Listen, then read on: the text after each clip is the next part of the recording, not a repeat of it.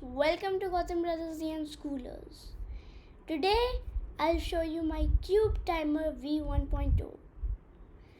I've made it in Scratch. It's a cube timer.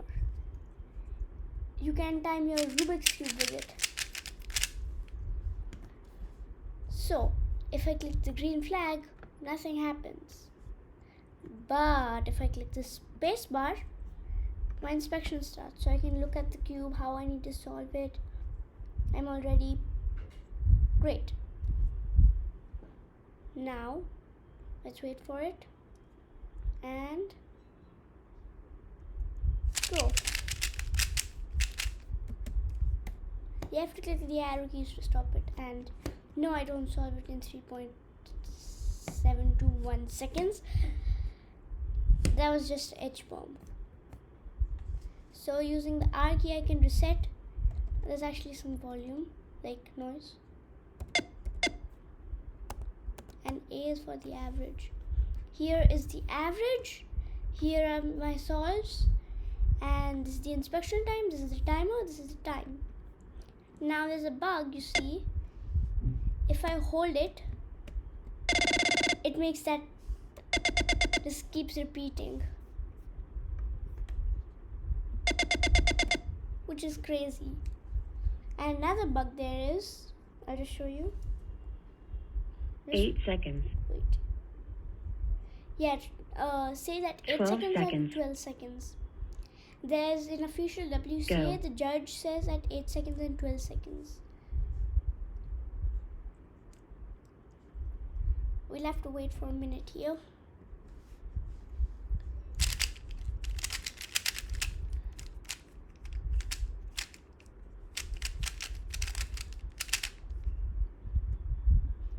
Sorry.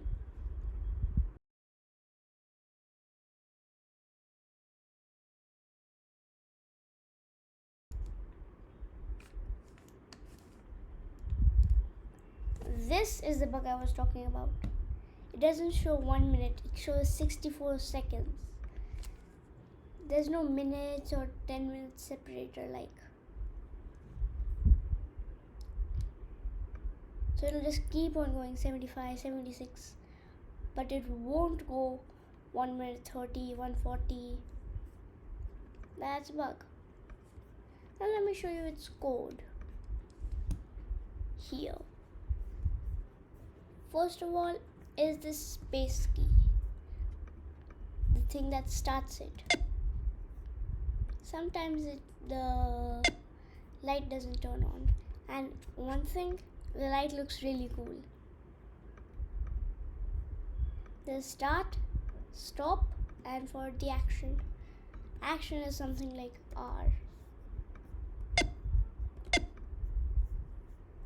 So here, if timer is equal to 0, like if the timer hasn't started, timer question mark, and the key space is pressed, then if sent is equal to 0, sent basically means that you've sent, like broadcasted that, hey, start the timer. If you haven't done that, then do it. Sent is equal to 0, broadcast touch. That's basically the start.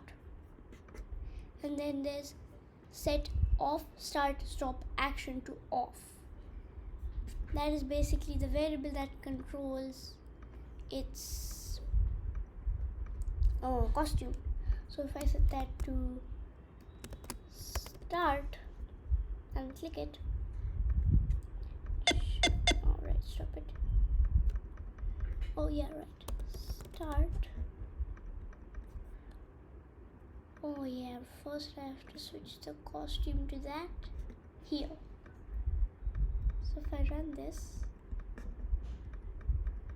oh, yeah, stop it.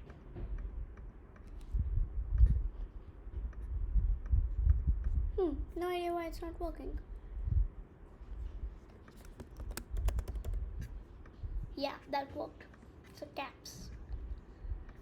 So let me place that back there, and this I'll get rid of.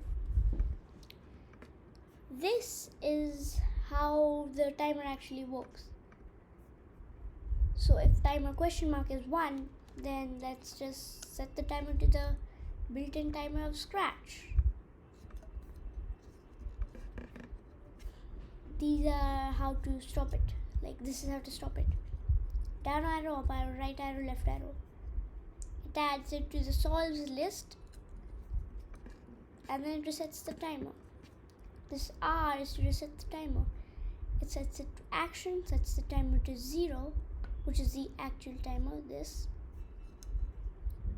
And then it resets the timer. A key calculates the average of all the solves. In the future, I'm probably going to add a specific value. Here is I. Like when you initiate calc average all, then it sets I to 0, repeats the length of solves and changes the average by item I of solves, and then changes I by 1. What that basically does is adds up the total value of the solves list, then sets that to it divides that value by the length of solves. What this block of stuff does, block of code, it rounds it off to 3 digits because it's 1000, 3 zeros. Then sets I back to 0. This is the touch. When the spacebar is clicked, it sets it to action, see? Oh wait, it bugs out sometimes. Come on. Yeah, there. It sets the off start. Basically, it sets the costume to action, resets the timer, sets send to 1 so that you don't keep sending touch.